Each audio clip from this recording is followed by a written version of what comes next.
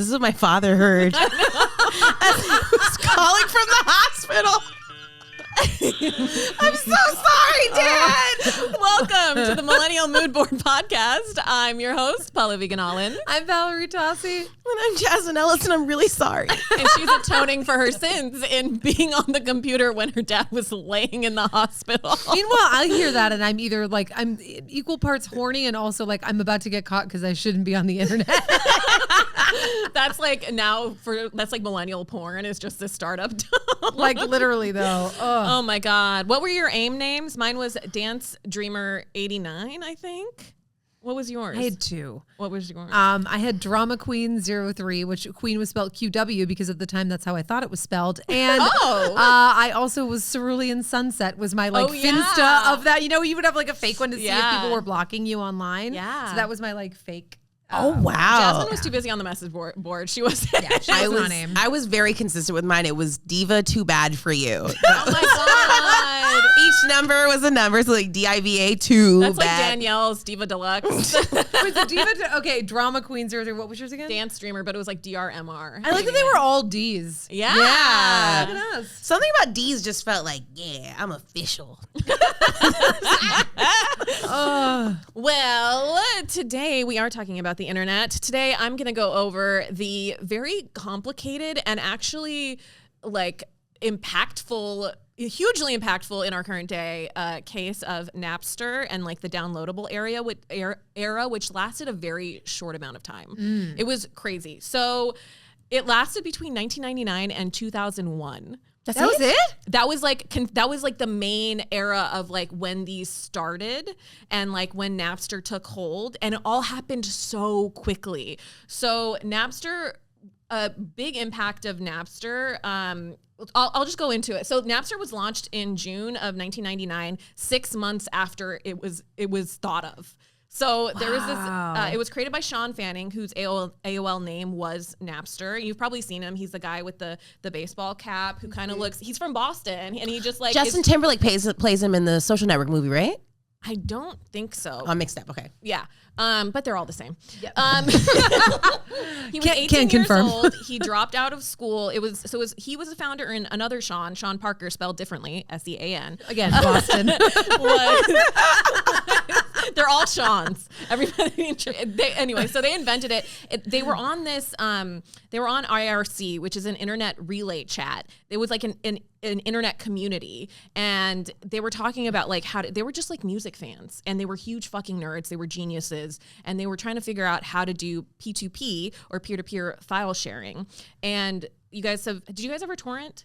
Oh yeah, I use LimeWire though. Yeah, so LimeWire came later. Did you were like Stealing music? Yeah. No. How did you get music? I bought CDs. Okay, somebody's rich. You support artists.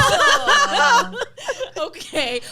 I remember literally like my brother and I would like hold a microphone and record it on our tape recorder. Oh yeah. And then that's how we started. And then we started torrenting, which is the peer-to-peer file sharing where you like download and upload small parts of the file. Yeah. And then so it's like very distributed. It's decentralized. So the idea like they can't catch you, and we all like help each other share. I also liked the days too when you were just like, wait, is this one a good one? No, that's a bad one. You can't use that. Oh no, that one's shit. Like, you know what? When I first got an iPod, I think we did but it was what was the other one? LimeWire? Yeah. LimeWire, yeah. Yes. But so that's the thing with Napster. It was like the first big thing that created this whole like avalanche of other companies. And it had a huge rise and a huge fall, which was like very surprising. So it focused on MP3s, it focused on music. This whole tech, like internet tech and everything, started back in like 1968, but nobody knew how to have this peer-to-peer thing where it wasn't a single central server and it could work with anyone else.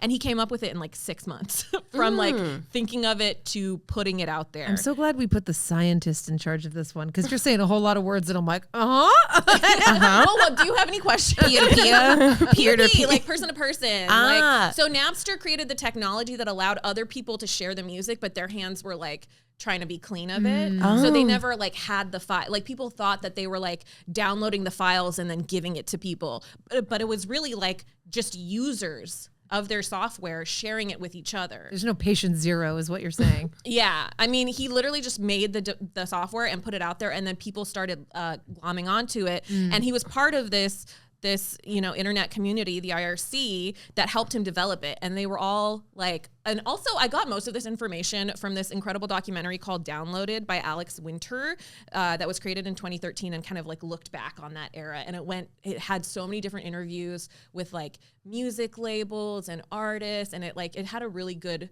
way of putting together this story in like a fascinating way. So I guess you'll get to this, but I'm curious how they made money if the whole point was stealing. Well, this is America. Let's just forget. So people will pay for an idea. Yeah. Oh. Yeah, but I'll get to that. So this Napster community helped him like come up with like how to do it without him having to give away his source code. He was very and also he was 18 years old. He was 18. He was a teenager when he came up with this. And then he dropped out of school. He was like, I have to get on this now because I have something big. This is why it really reminds me of the TV show Silicon Valley. Have you guys seen that? Where they're like trying to figure out like file sharing and like compression algorithms and like maintaining the quality of files and all of this stuff. And they have these breakthroughs. And it starts with like just a bunch of like, what's for them, they were actual kids, but it's like people in like one house or whatever. That was like them. They were just like young kids, like literally teens, just online at first and then later like in person trying to like work on this. And so they patented the use of the terminology of a distributed file system. So that's where that came from. And they didn't know if it could like scale with the amount of, I can already see Jasmine zoning out. I'm locked in. But they couldn't figure out how to scale it. But they created an app that connected to their server to other people. I just gotta say, this podcast has We contain multitudes because we went from Degrassi to all of a sudden. Jimmy. Well, basically they shot Napster, and I'll tell you about it. I'm going to be honest. I have been ruminating about the fact that I gave the wrong name to the girl who kissed her brother. It was Fiona, not Bianca. Oh, thank God that we verified fixed that. We can fix it in post. We'll fix it in post. Sorry. Okay. Okay. So basically, they made this company very quickly once he had this idea and he was able to like actually scale it and come up with this way to connect users. And just a little bit of music industry history. So labels, like music labels that we know now, actually started as like phonograph companies. Phonograph is like what? Like the devices that you use to like. It looks like a record player, Yeah. kind of. It's got the big bell thing. Oh. It's like the old school like music electronic device players. Oh. Like so that's where it basically evolved from that.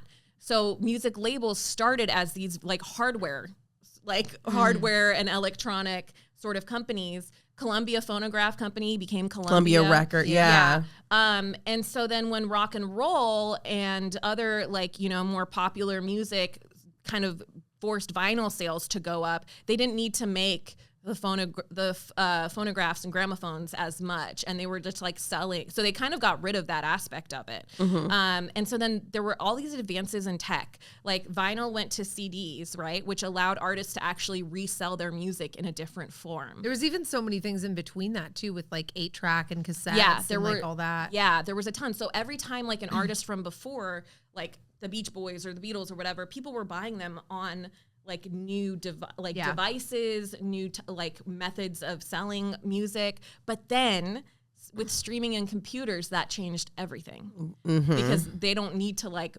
rebuy like it on a different device or in a different form of technology. So that completely like changed the landscape. Chuck D, whom we all love, said for the first time the audience got to the technology before the music industry did. Which is crazy. Oh, that's really interesting. Yeah. It's like it became kind of like a power to the people sort of movement through the music industry. So this is a Napster logo. I don't know if everybody I remember that logo. Yeah, that logo. Little cat with the headphones on. Yeah. And then this was Sean Fanning, Napster, and then Sean Parker, the founders. So Napster was you were able to just like log on and then enter a file name and it would download like whatever music you wanted, right? So they ended up realizing how quickly this was going to be a big thing. In a 4 to 5 month span, they went from 30,000 users to 20 million users. Wow. And AOL had 23 million at the time, AOL overall. So this was like huge. So they moved to like San Mateo and became like the Silicon Valley company. They were able to scale servers and they were like adding machines on by December of 99. So like he starts this like, I think in December of 98, he puts it out in June and then they're up to like 20 million users by the end of, it went so fast. It literally sounds like the original AI data centers with like how many servers and stuff they needed to have to hold all this, right? Yeah, it was kind of crazy like how quickly it expanded and how it for 18-year-olds, like between their 18th and 19th birthday is kind of, and like how it just kind of went out of control. So we were saying, how did they make money? Yes. So I think one of the people in the company like sold some shirts and that was like the first revenue that they got. It was like like merch sales. And like that was his like pride point. Sounds like comedy. Literally. But they got $70 million from VCs. What's VCs? Venture capitalists, people willing to invest. Oh, Wow. At least at first. I think later they got 100 million or something, but it was in this like copyright infringement gray area. So like they were getting investments before they even knew how to handle the legal aspect of it. And that's why it was kind of like out of their control for these like kids. There was this law, the DMCA, it's a copyright amendment. It's an amendment to the Copyright Act, and it provides safety for tech companies and stuff to have safety from lawsuits from the content industry, the people making the content, for companies that index things like Yahoo, Alta Vista at the time, like companies that are like kind of, because Napster kind of just was indexing stuff, right? Oh. They were just kind of like linking people. So they're to like, things. we're doing the downloading. Yeah. We're just helping you find stuff. Yes. Oh, so that's their logic. why there was like kind of a gray area, and they wanted this documentary that I watched that's like the basis of this episode was very like empathetic to the founders. So there's probably like another version, but basically they said that they wanted to become like the next tech for the music distribution service. They wanted to work with the music industry, but the music industry had other plans. Dun, dun, dun. So on the other side of it, the music industry didn't really understand the tech. I mean, I barely understand what was going on. I watched the whole documentary, but there were people at the top that didn't understand it until they went to try to use it, and they were looking up like pre-releases and they could find it. Oh no. Yeah, on Napster. And they were like, holy shit, we like can't stump this tech. Like it's got everything. What are we gonna do? And they were also talking about how like the impact of this long term, like how there used to be so many more like record labels, artists, and stores. And like now if you look at it, there's like Amoeba and like a couple other. And like now some of the record stores are coming back because it's more popular. But at the time that this was made, it was like 2013. Oh, so yeah. that wasn't like the whole. It started killing things like Sam Yeah. Goody, FYE, all of that's dying Yeah. around that time period. And do you remember colleges started banning Napster? I vaguely did? That's crazy. Yeah, colleges started banning. Do you know why? Why would they ban Napster? Because you could use it for textbooks. That's good. Oh shoot! I just always think about ways that you can make money. And then, Probably because you could accidentally download some sort of virus or whatever, right? They banned Napster due to internet usage. 61% of I think overall colleges. Maybe it was first banned at Indiana, or it was banned at Indiana University, and then students started putting up sites that were to kind of evade it. 61% of their internet usage was just for Napster. That's so That's how funny. addicted to music we were. Like we were like seeking it out like so much more. And I feel like that's why like all of the music that we're so nostalgic for are the ones we had to like hunt down. Yeah. it's kind of crazy to think about how much more we used to listen to music before we had social media. Like Yeah. that was you watch TV at night and you listen to music all day. And also, and still now we kinda just do have that, like the though. clips of like the reels, and we have like the little sound bites in our Yeah. heads. Yeah. But we used to just like go all in. And also like before social media and like iPhone cameras, we would be at concerts like watching. Yeah. Yep. Just and we taking would it all be in. fully in it. Yep. You know? And I think too, like back then, people listened to albums more fully. Like you actually listen to it, and there was a lot of times like an arc and like an actual, they tried to make it like a whole piece rather than just, oh, this is the hit, and then like everything else is filler. Jack Harlow was on LeBron James's show on HBO. Sorry, his name just makes my eyes roll. It's Very involuntary. bad. We hate it. But you're gonna roll your eyes again. And he's like, yeah, sometimes I like write music to see what would be good as an Instagram caption. I hate that, but that's absolutely what works. Yeah. I know. And so this was like a different era. Okay, so there are all these repercussions from this. This is happening very quickly. I'm going to name an artist. You tell me if they were for or against Napster. Oh, okay. Okay, Billy Corgan of Smashing Pumpkins. Against. Yeah, against. There's no doubt in my mind that the future of music is free. You're not going to be able to stop fans from trading music on the internet. This revolution has already taken place. Wow. Okay. Dr. Dre. Against. Napster is stealing from us straight up, and I'm going to fight him to the death. Wyclef Jean. I'm going to say against. I'm going to say 4. Just give the fans the music. Seal. 4. Against. It's putting true democracy back into the music business. It's forcing the artist to change the way that we relate to the consumer. Fred Durst. Against. 4. I'm a technology freak. Okay. And then Eminem. 4. Napster is bullshit. How could you forget about Dre? I forgot about Dre. Okay, but here's my thing though. That was all men. What did the women artists think about? So Spice Girls didn't understand what it was about, and that's the only That's the quote in the documentary. The Spice Girls, all 5 of them did not understand. The whole documentary was like all men, and then like Baby Spice and Posh Spice being like, yeah, we don't get it. You know what it is that's so interesting is like all of those artists were coming about in a time where you could really make your money from live performances. Yeah. Concerts used to actually pay the artist back. So they were like, yeah, get the music out as much as possible. That's exactly it. They'll just come see me. Exactly. There was a band called Dispatch that's like the quintessential example of this. They weren't getting they were on the East Coast, right? And they weren't getting they would like build up and finally get like 100, 200, 500 people. And then they went to the West Coast and they were selling out. Yeah. Because people shared their music. And so it would cause, and that was one of the big arguments in the lawsuits, was that it's causing fans to like sample music, learn more about artists, and then actually go out to their concerts and buy merch and like support the artist. That's like how it is now with people putting clips online, where we were told for so long, don't burn your material. Yes. But now it's like everything's out there. Yeah. You know whose job that really took away? The DJ.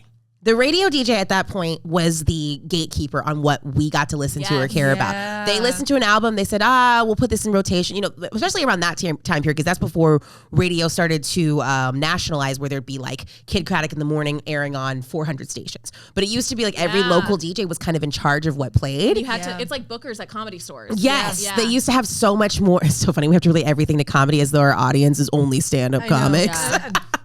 We're in this bubble. We're so deep in our bubble. But yeah, that job essentially stopped having as much value. But I can see how it wouldn't matter about the streams when artists weren't even making that much.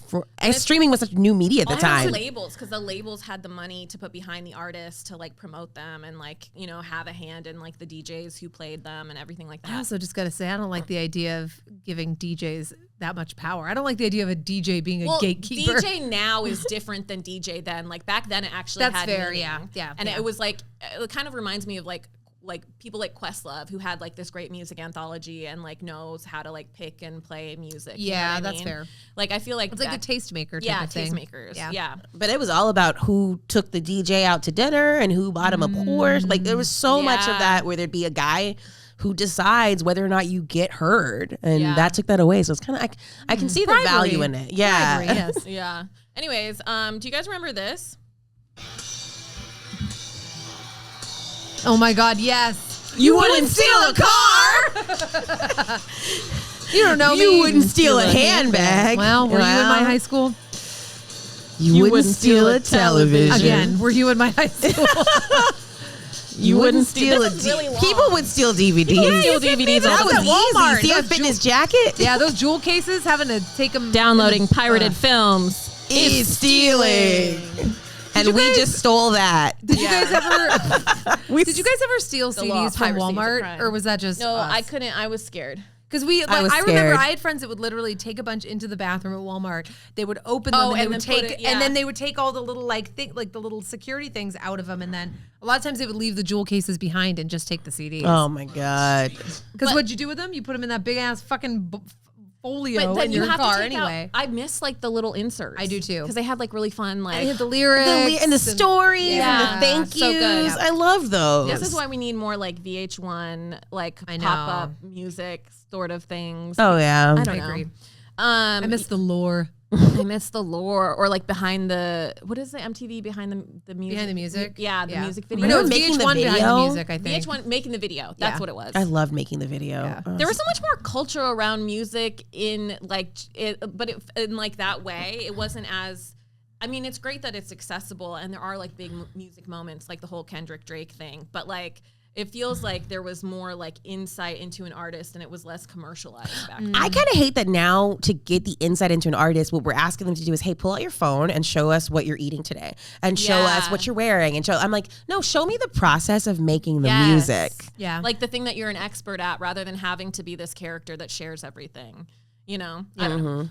Okay, now we're into the downfall because it happens so quickly. That's so crazy that it was that short. It was so short for Napster in particular. So then here comes these legal cases. So some of the labels were saying like, hey, we tried working with them. We tried to talk to them. And then it became clear like they didn't really have a plan and we didn't know how, like they were kind of like wishy-washy. So then we sued them. So now it's December 6th of 1999 still. And they get sued by the Recording Industry Association of America. And they filed these lawsuits after negotiations, and Napster's thing was like, we never touched the music. Like we didn't do that. That wasn't us. And then in May 22nd, 2000, another celebrity, Lars Ulrich, the drummer from Metallica, made this big, he became like the face of like, you're stealing from artists. And like, he made this big to-do. They printed out and delivered papers documenting 260,000 usernames of infringing users that were violating Metallica's copyright. They could have given it to them on a USB drive. They could have mailed it to them, but they wanted like a paparazzi moment of like, I'm going to hand deliver this to you. And that was a big thing. I remember Lars Ulrich being in the news like a lot, and it was only like in this summer. Like, wow. Yeah. So he was like, hey man, you stole my shit. And he like came to your house and brought you. Yeah, I remember them saying they were going to go after people individually too. Yeah, so this is coming up. But so like the founders, Sean and Sean, double Sean, snuck out the back door, ran across the street and watched. But at some point they ran into Lars like on the elevator or something. And they said like the elevator's doors closed and Lars was like, this isn't personal. You guys seem nice. And then like they opened and like there was like all the pictures were being taken and all of that stuff with all the paparazzi. So basically like he even has said, Lars has said like, oh, this, you know, they seemed okay. It was too, because they were like 19 still at that point. Yeah. And it's like the this is child abuse. Literally. I can't believe two teens did this. This is crazy. Yeah. Well, it was all of his like friends, like, you know, but yeah, it was like an 18-year. That's why he's like he's literally like Matt Damon from Good Will Hunting. He like came from like a regular ass family in Boston, and he's like this insane genius who figured out how to do this, which other people hadn't before. So in the summer of 2000, they had to go testify before the Senate on Capitol Hill. Like it goes to DC. Oh my God. And so Lars Ulrich, a quote from him, he was like, just like a carpenter who crafts a table wants to decide whether to keep it, sell it, or give it away, shouldn't we have the same options? And then Hank Berry, the CEO of, I think he was like the lawyer for Napster. He was like, Napster's helping and not hurting the recording industry and artists. A chorus of studies show that Napster users buy more records as a result of using Napster, and that sampling music before buying is the most important reason people use Napster. So he's like, it's helping artists. It's like, you know, it's only like the big labels that don't want it to happen. And then there were other like spin-offs that were like figuring out this technology and like starting their own companies. There's a company called Nutella that starts with a G, silent G. And this guy named Gene Kahn said, during this testimony to Senate was like, there's room only for the leaders. The internet is ignominiously inhospitable to middlemen and followers. Technology moves forward and leaves the stragglers behind. And this kind of proved to be true because the music industry like really suffered from not utilizing this, as we'll see later on. But they did have additional legal cases. And during this whole like suing and like figuring things out, they couldn't change or update the product, which is like what these fucking nerds wanted to. They're like, I just want to code. Like, and so they're like winning Webbies in 2000 for like music stuff. Wow. But they can't, they're like in the midst of this legal battle. It turns the company into like lawyers versus engineers, and the engineers are getting pushed into like cubicles rather than that fun, like open area, you know, like collaborating with each other, making a product. There was an email that was sent because they had to go through this injunction. I don't know all the legal shit, but there was an email that was sent by one of the Sean Parker, and in a document. Bad one. Yeah. The bad Sean. And they had a bad lawyer, and then this email hit, and he literally said the users are pirating music. He used it because they always had used the word sharing, and then it was documented that it was pirating, and it was in the context of like, we need to keep them anonymous so that the users don't get any liability, like get hit with anything. And so that kind of fucked them over in this case. One email. I know, but it was still like, and then this German company was like, fuck it, we're gonna come invest in them, and they invested a lot in them. And then by the winter of 2000, Napster tries to like filter the copyright music out to appease the labels, but they can't keep up with how much copyrighted music the users are sharing, and it didn't really work.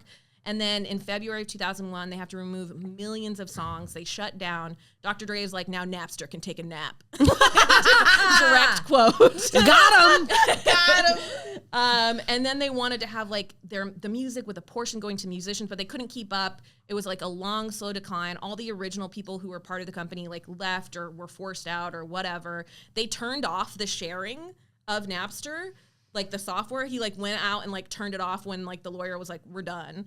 But like there were other people who had created like open versions, and so it kept going, and they had like no control over it. So in 2002, they filed for bankruptcy, and over the course of these 3 years, or like 2.5 years, they had raised over $100 million. They gave $1 million to Dre.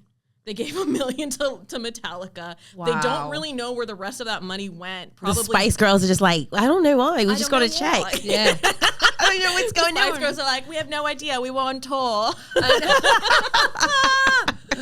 And they could have taken this to the Supreme Court and like to an actual jury, but they just kind of gave up. It was like such a battle against this young group of people that they just were like, fuck it, we're just gonna give up. And then there were other Supreme Court decisions, because from this, there were a lot of, the guy from Nutella was like, this will spawn 1 million Napsters, and LimeWire came out, and Morpheus came out, and Music City Morpheus, came out. that's right. Yeah, and then in like 2005, there was a lawsuit of MGM versus Grokster, and there was actually a Supreme Court decision that ruled unanimously that peer-to-peer sharing companies like Grokster, Streamcast, who made Morpheus, could be held liable for copyright infringement.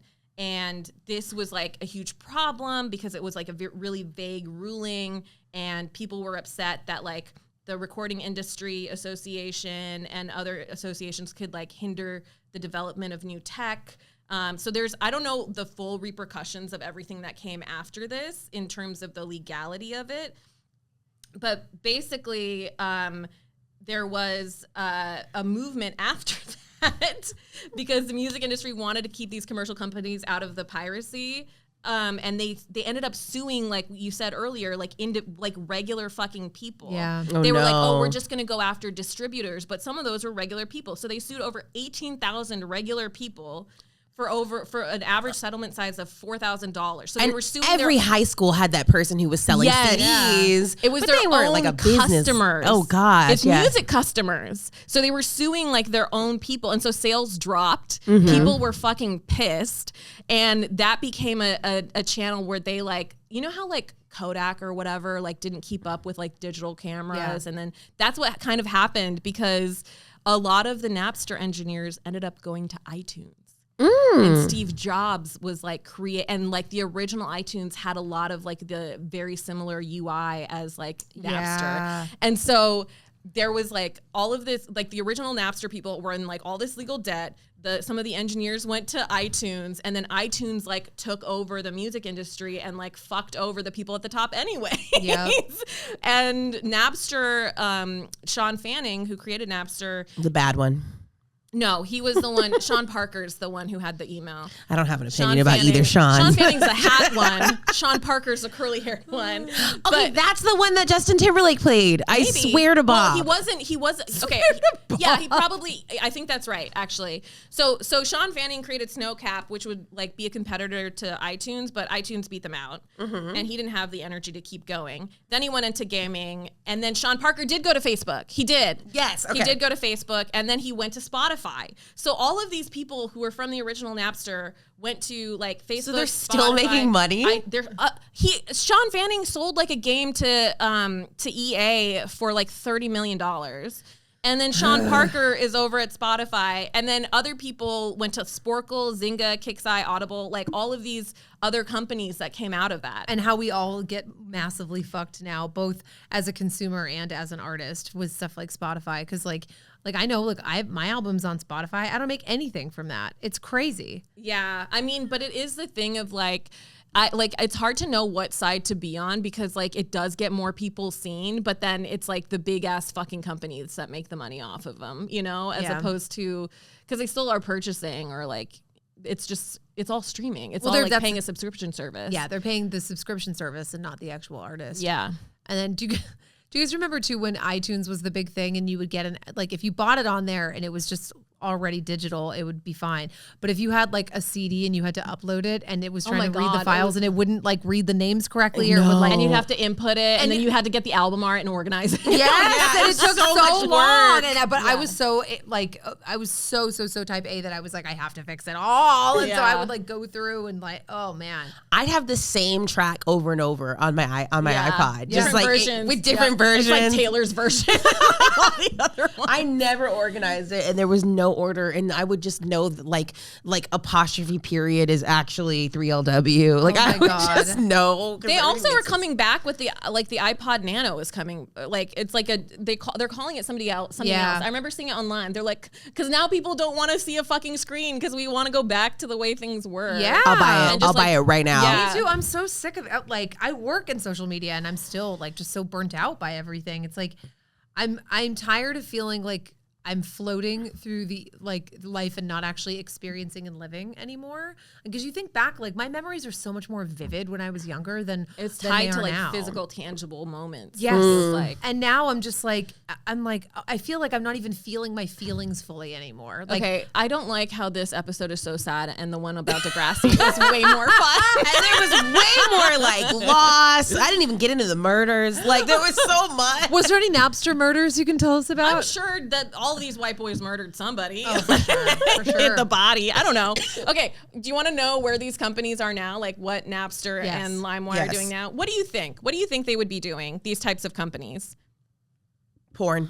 AI. That's AI. So Napster was bought and sold. It merged with Rhapsody. Remember that? Oh yeah, Rhapsody. It eventually was sold to a company that ended up shutting down all the music stuff, and people had this like, I think like a meme that's like, where are my playlists now? And then it became an AI company. LimeWire became a generative AI company with images and videos, and then also they bought into the NFT thing, and now they're in like cloud-based file sharing. And then September of 2025, what crazy thing do you think that they would buy? That is such a bad investment. September that had documentaries made about it.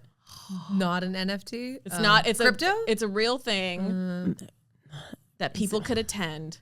Fire Festival. Oh my God. They acquired Fire Festival. LimeWire. That was in September 2025. That's after the documentary. Oh, okay. Because I was like, didn't it happen before that? Yeah, it did. And they still spent money on it afterwards? Yeah. Wow. Isn't that nuts? I want to feel like a white man so bad. I know. They're just like that's selling crazy. and buying just bullshit. Val, if I came up to you and I was like, hey, so 2 years ago, I robbed a lot of people.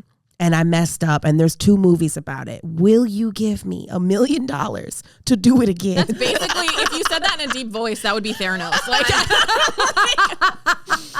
It's crazy. I'm like, they're literally just like companies buying and selling and suing and whatever. And then like everybody else is struggling. All these people are like bajillionaires. My theory on how AI is going to pop its own bubble, this is my theory, and I think it's already starting, is I think what's going to happen is two companies are going to have AI make 2 Super Bowl ads, and they're going to come out identical. Yeah, I hope that happens. And then they're going to sue each other into oblivion, and AI will stop existing. But it'll just be like robots suing each other. It's like, do you want to talk to a human being? Oh my God. Yeah, just their chat bots AI just fighting lawyers. it out. Yeah, oh and then they fall in love.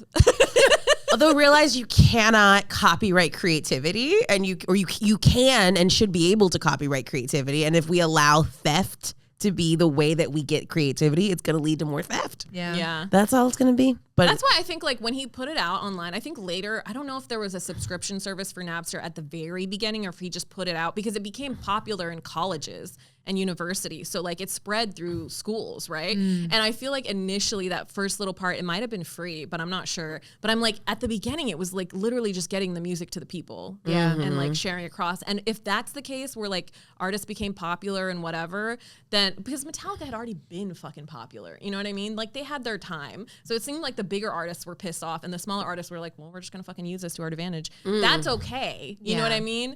But then it gets to like subscription and money and then it's like out of... Yeah, if you're a new artist who can't get on the radio, that's huge. Now people, if a bunch of college kids are talking about you and they say, let's bring this to the campus, and the campus pays you $3,000 for a show. Side note, I watched Third Eye Blind on my college campus. Oh my God, that's amazing. In like 2011 or 2010. Hum a few bars. What was their big song? Their biggest hit was... It's the one... Semi-Charmed Life. Yes, thank you. I was like, huh. I want something else. Yeah. Okay. Yeah. So the lead singer was the same, and it was at Caltech, which has 900 undergrads and 1,200 grad students total. And they came to our campus, and they were like, "This is the smallest show we've ever played." Wow, that's so cool. And it was a bunch of nerds just like separately hanging out, and then we all fell in love with their opener, who was like a very like crazy like nerd weird band that was very niche. And then we were like, okay with Third Eye Blind. So funny. God, yeah, I remember all those college shows and just like, and it was so crazy to watch somebody like skyrocket to fame after when you see them on a college campus. That's kind of like the craziest thing about this. It was all word of mouth. Like, Yeah. And it's kind of like how Facebook spread too. Cause like that was like, you wanted to get in cause you wanted like a college email address. Yep. Like my older brother had, and I was like, I want to get in. I was like, the first generation that you had to have the college email address to get it. It was like when it came out was when I was in college. Yeah. And I even too, like, I remember, like, speaking of taking advantage of those things to help you find your audience, was like, that's what Dane Cook did with MySpace. Yeah. Was how he got like a massive following was because of that. This is what I was going to say. Napster went down, and then they were talking about how this like generated the social media aspect because it's like the internet connectivity and the sharing of files. It became Friendster, and then MySpace happened, and then Facebook happened. So it's like it had such an impact across social media too. Yep. Which is crazy. Yep. Yeah. Dang. Wow. Anyways, my advice follow us on Instagram. is marry a Sean. He'll be a fucking bajillionaire. I'm here to tell you that there's not many successful Seans. These are the two. These are the two. These are the only two probably successful Seans. Yeah. The only Sean I love is Sean Hunter. Aww. He treated Angela so well. I know, and then it didn't work out. I know. I That don't breaks know my who this heart. is. Boy Meets World. Oh, duh, never mind. That is part of my culture too. Yes. Yes. Yeah. How they met with the purse in the book, and okay, we got to talk about Boy We Meets do World need at to some do a point. whole Boy Meets World episode. Yeah. That might be a TGIF episode because I was a SNCC girl. TGIF was the same thing but Friday. That's true. Yeah. So, Well, anyways, we're gonna figure out a song to outro this that you can probably illegally and download then you somewhere. then you can torrent it. Yeah. Oh, that's so fun. All right. I also like that. Like Jasmine was like, I didn't download any. I'm like, you were pretty, and like All the nerds had to do it ourselves. Yeah. The more I talked about it, the more I was like, I think I lied, or people gave me CDs. People gave it to you. Like Yeah. if you were a pretty girl, people would give you like the music that you wanted. Like they would just do it for you. It's not fair. They would burn the CDs. Remember, like Christmas, you'd get like a whole stack of CDs as like a gift.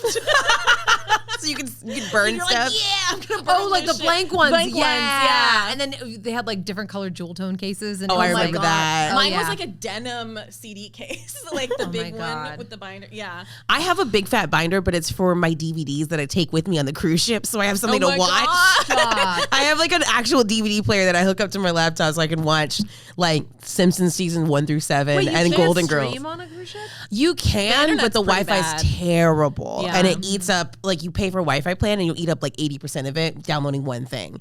So you're better off just using it to check emails and then bringing. So I bring a binder full of physical DVDs. So I feel But that's like, coming back. A lot of people are like, where the fuck is the DVD option on my laptop anymore? You know, I know they don't have them Even anymore. just a USB port we don't even have, because physical media is making like an insane resurgence now. because we're sick of everything else. And we're sick of not physically owning anything anymore Yeah. either, because it's like if Spotify just decided to go down or whatever, Or like Google Drive, my whole life is gone. And, yeah. and the thing is that pisses me off is you can pay for an album. You've paid for it, but you do not actually physically own it. Like they can Yeah. take it off the streaming service and then it's gone. Like what they do with HBO and shows and stuff. And how that just Amazon, disappears. all that. If you buy a movie on there and all of a sudden it's just gone. I need to figure out how to download Girls 5 Eva because I love that I love that show. show so much. And I love her so. I if love them Netflix so takes it down, I'll be so sad. much. Yeah. I know. I love that show. I love Sarah Bareilles. It's just my comfort show. love them. Yeah. Well, Find some comfort in our streaming media. yeah. Buy tangible things. Support your artists, friends, and that includes me, Pallavi Gunalan, at one of my monthly shows at the Elysian or the Comedy Store. It's Second Screens Comedy or Facial Recognition Comedy. You can support me. My Venmo is at no, but seriously, it's at Valerie Tosi. My regular social media handles are at Valerie_Tosi. You can find me running my show Mermaid Comedy Hour at the Hollywood Improv, my album Beach Trash online, and just a whole mess of other shit. Yeah, and if you have a CD player, I have 47 copies of my last special, Black Girl Panic, on CD because someone convinced me it was a good idea and no one will ever take them at Remember merch when tables. Adele caused a vinyl shortage across the world because she had way too many like printed? Yeah.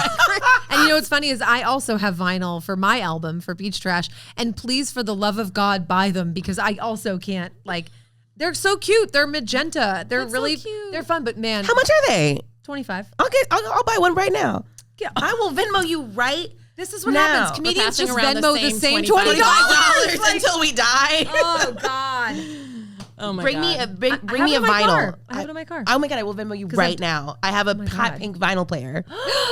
Yeah. Bring it in. Honored. Yeah. We only bring. I mean, vinyl wasn't a thing for I know. millennials. I know. But then again, it was. My dad played. That's how I developed my music taste. He was playing like a lot of Motown and like Stevie Wonder and Yeah. stuff off vinyl and like the Carpenters and shit. We just got a lot of CDs and whatnot when my dad was playing. Do you remember too? They used to have the MP3 players. My dad was like, "This Yeah. is going to be huge." Yeah. And they were like these tiny little CDs inside its own jewel case that you remember- popped in all together. I remember My the little, brother- little Yeah. tiny. My brother was listening to "You and Me, Baby, Ain't Nothing But Mammals," so let's do it like they do on the Discovery Channel. Break it down now.